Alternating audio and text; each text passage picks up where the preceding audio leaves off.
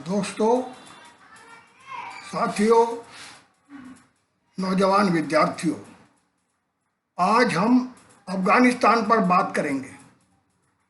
ये हमारा channel, YouTube channel word of P के रॉय आपसे फिर मुखातिब है और एक यक्ष प्रश्न लेकर उपस्थित हुआ है कि क्या अफ़गानिस्तान अपने नशंस और बर्बर इतिहास को दोहराने जा रहा है? क्या तालिबान अफ़गानिस्तान पर फिर से आधिपत्य कर लेंगे? तालिबान दावा पेश करते हैं कि उन्होंने तकरीबन अफ़गानिस्तान के 85% हिस्से को कब्जा लिया है। उनके जिहादी उस पर कब्जा कर चुके हैं। तो तालिबान के पास इस वक्त तकरीबन 1 लाख के करीब लड़ाकू मुजाहिद हैं, जबकि अफ़गान सरकार के पास 3.5 लाख फौज है। दोनों के बीच जबरदस्त जंग जारी है। अफ़गानिस्तान को पर आधिपत्य बनाए रखने के लिए अफ़गान सरकार जूझ रही है तालिबान से, और तालिबान 1996 की तरह फिर से एक बार पूरे अफ़गानिस्तान पर अपना आधिपत्य स्थापित करना चाहते हैं। क्या उनको कामयाबी मिलेगी?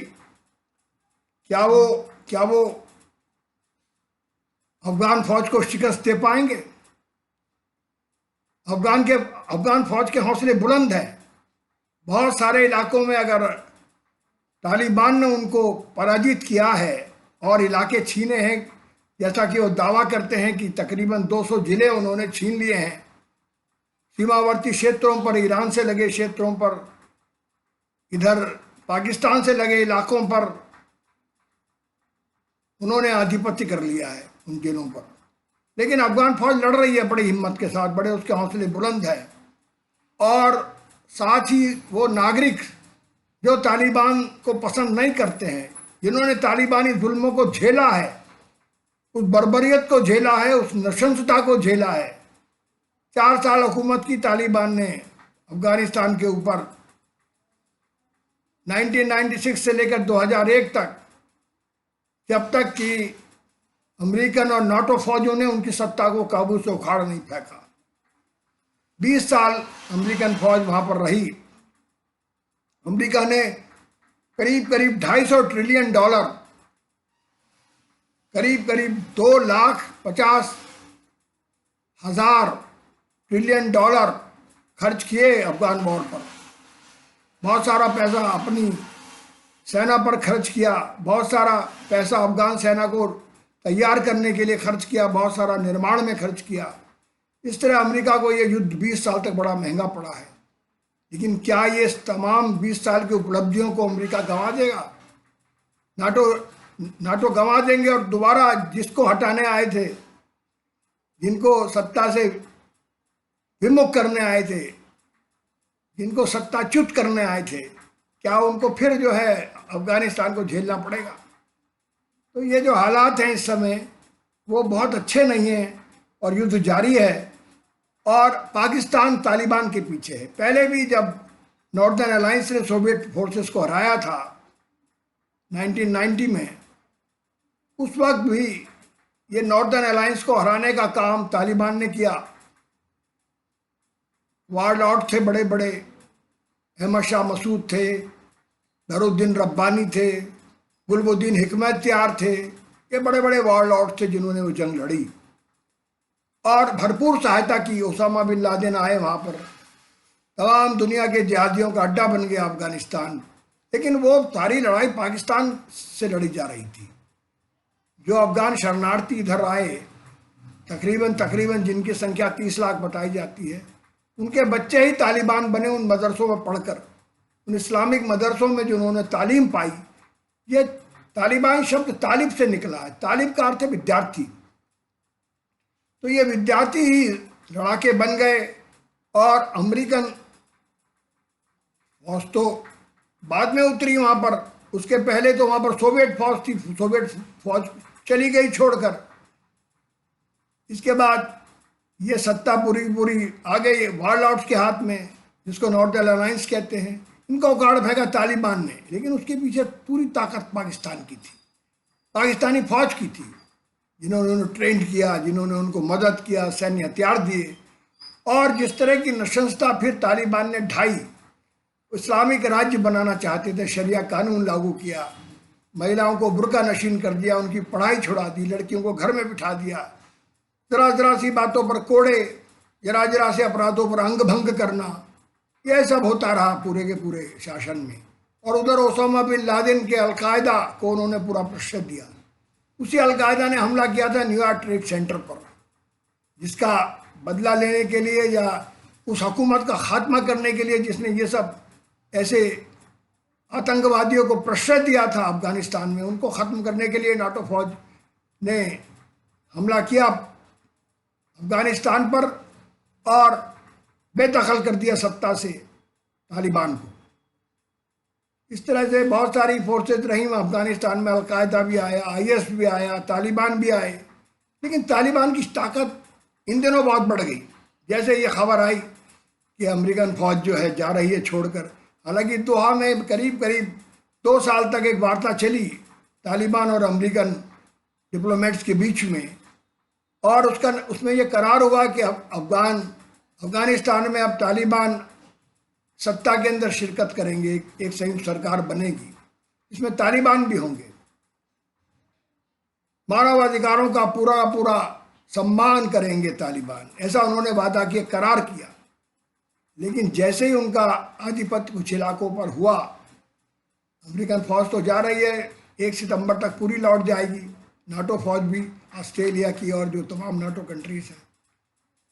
तो इस वक्त जो दौर है वो बड़ा ख़तरनाक दौर है। अगर अफगानिस्तान में तालिबान का कब्ज़ा हुआ तो सबसे ज़्यादा ख़तरा भारत को होगा, क्योंकि उस तालिबान हुकूमत के पीछे कौन है? पाकिस्तान, जो अपने जन्म से ही भारत को अपना शत्रु मानता आया है।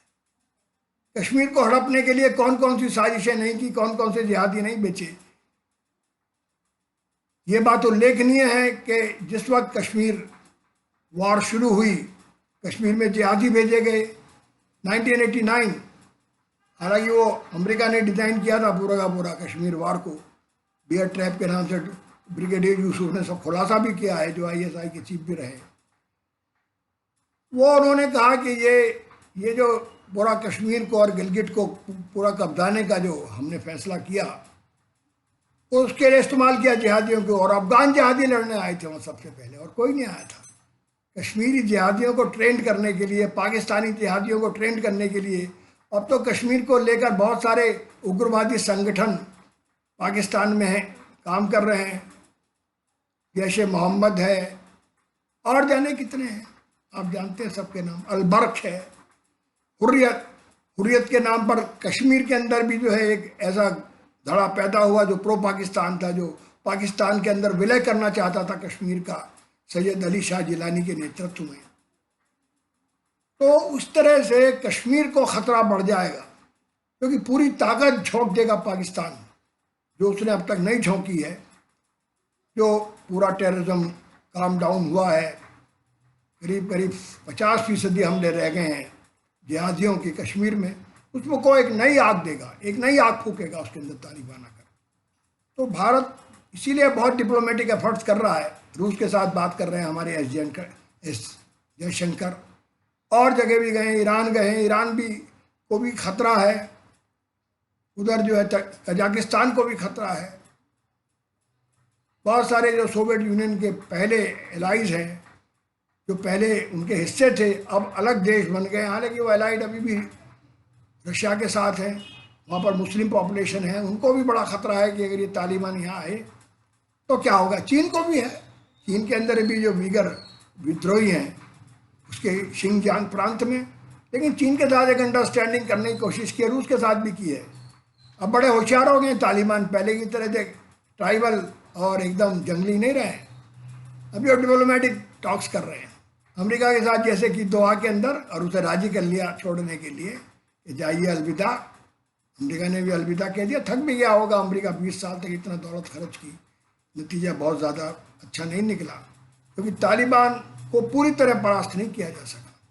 तमाम 20 साल के युद्ध में भी उनका वजूद कायम रहा, क्योंकि उनको सपोर्ट के लिए बहुत सारे लोग हैं। पाकिस्तान खड़ा है, पाकिस्तान का हक्कानी ग्रुप था, उसको पूरी दौलत दी पाकिस्तान ने। पाकिस्तान ने डबल गेम खेला, उधर अमेरिका से भी दौलत ली, उधर अरब देशों से भी दौलत ली, और उसी से तालिबान को जिंदा रखा। ये सबसे बड़ा कारखाना है आतंकवादियों का, पाकिस्तान आप जिसे कहते हैं ना, सबसे बड़ा कारखाना है। ग्लोबल टेररिस्ट को सबसे ज्यादा पनाह पाकिस्तान में मिली। अलकायदा का जो सबसे बड़ा सरगना था ओसामा बिन लादेन, वो एक फौजी कैंप में पकड़ा गया। फौज, पाकिस्तान की फौज ने उसको शरण दी थी, उसको मार गिराया बाद में बहुत ही होशियारी के साथ अमेरिकन कमांडोज ने। तो इस तरह से ये जंग जो है वो बड़ी लंबी जंग है। और हालांकि अफगानिस्तान तो समझिए कि बहुत लंबे वक्त से तबाह है। एक दौर में अगर हम इसकी पूरी थोड़ी सी इसकी तफसील में जाएं, इसके इतिहास में जाएं, तो 1979 से ये पूरी जंग के अंदर पूरी तरह से तबाह हो चुका है।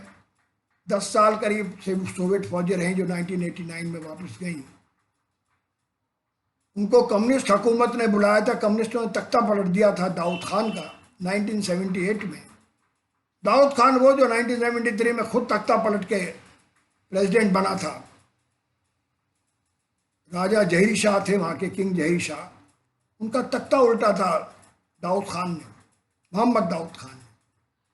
इसके बाद कम्युनिस्ट आए पावर में, नूर मोहम्मद तरक्की आए, इसके बाद और हफीजुल्लाह अमीन आए। एक लंबा इतिहास है। और उन्होंने बड़बर करमाल बने जब प्रेसिडेंट, उन्होंने बुलाया सोवियत फौजों को। सोवियत फौज भी ज़्यादा वक्त तक नहीं टिकी रही, 10 वर्ष। अमेरिका तो देखिए 20 साल रहा। सोवियत यूनियन की फोर्सेस वहाँ पर 10 साल रहीं और वापस चली गई। और अंततोगत्वा वो पूरा का पूरा इलाका वार लॉर्ड जिहादी जो थे वहाँ पर, जिसको अमेरिका मदद कर रहा था, उनके हाथों चला गया। पाकिस्तान भी मदद कर रहा था, पाकिस्तान तो पूरा बेस ही बना, वहीं से तालिबान का उदय भी हुआ।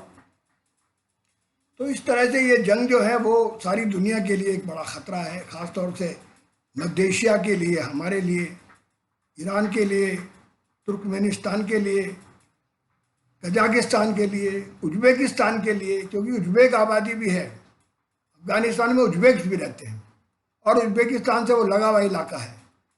जनरल दोस्तम जो कम्युनिस्ट जनरल था बहुत बड़ा, जिसने दगा की, और उसके बाद ये नॉर्दर्न अलायंस आए पावर में, उसका नाम, वो भी उज्बेक जनरल था, उसका नाम जनरल दोस्तम था।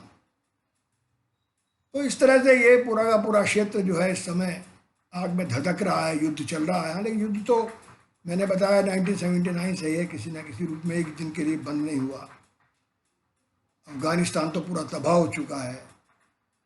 वहाँ की ज़्यादातर जो आबादी है वो बेहद गुर्बत से जी रही है। 70 रुपया रोज समझिए अफगानी, 70 अफगानी जो वहाँ का जो अफगानी है रुपया, वो हमारे रुपये के करीब करीब समकक्ष है। और हिंदुस्तान ने बहुत दौलत लगाई है, वो दोबारा तालिबान और नशंसता के घेरे में न जाए। करीब करीब 22,000 करोड़ रुपये हिंदुस्तान ने वहाँ निर्माण में लगाया है। वो फायदे के लिए निवेश नहीं है, वो इसलिए लगाया कि ये मुल्क फिर से सरसंपन्न हो जाए, फिर से संपन्न हो जाए, फिर से उठ खड़ा हो। अमेरिका ने भी लगाया और देशों ने भी लगाया पैसा। लेकिन अगर तालिबान इसको तबाह कर देंगे, इसको फिर उसी दौर में ले जाएंगे जबकि पूरी नशंसता का दौर है, ना जहाँ औरतों की कोई इज्जत है, ना औरतों के लिए कोई तालीम है, ना आम नागरिकों की कोई ताकत है। सिर्फ ताकत है तो तालिबान की, तालिबान के जिहादियों की। तो ऐसे दौर से अगर इसको बचाना है तो भारत भी सोच रहा है। अफगानों ने बहुत उम्मीदें अफगान सरकार ने भारत से लगाई हैं और उन उम्मीदों को पूरा हिंदुस्तान की सरकार करेगी। जहाँ पिछले 20 सालों में हिंदुस्तान ने इतनी बेशुमार गरीब होते हुए भी, हमारा मुल्क कोई अमीर मुल्क नहीं है, अमेरिका की तरह, यूरोप की तरह हम लोग अमीर लोग नहीं हैं, लेकिन अफगानिस्तान हमारे लिए बहुत बड़ा कंसर्न है। क्योंकि तालिबान अगर आते हैं दोबारा तो समझिए पाकिस्तान का ही एक तरह का आधिपत्य होगा। पाकिस्तान चाहे जैसे उसे हिंदुस्तान के खिलाफ इस्तेमाल करेगा। हमारा इंटरेस्ट ये है, हम इस मुल्क को जिहाद से बचाना चाहते हैं, अपने कश्मीर की हिफाजत करना चाहते हैं। तो हम हिफाजत कर पाएंगे यकीनन, भविष्य हमारे साथ है। क्योंकि इधर चीन भले ही ऊपर से तालिबान के साथ बातचीत कर रहा है, अंदर से डरा हुआ है। रूस भी डरा हुआ है, क्योंकि रूस तो पहले ही इनसे मुकाबला कर चुका है जिहादियों से 10 साल तक, वो जानता है इनकी फितरत, तालिबान किस तरह के लोग हैं, इनके किस तरह के वादे होते हैं झूठे, किस तरह की नृशंसता है, किस तरह का मध्ययुगीन इनका व्यवहार है, किस तरह मध्ययुगीन इनकी सोच है। कोई मॉडर्निटी, कोई आधुनिकता से इनका कोई लेना देना नहीं है। तो इस ऐसे दौर से अफगानिस्तान बाहर आए। हम सब यही चाहेंगे, सब मिलकर ही अफगान लड़ाई लड़ें, सब मिलकर अफगान सरकार को ताकतवर बनाएं। वो डेमोक्रेटिक सरकार है, इलेक्टेड सरकार है।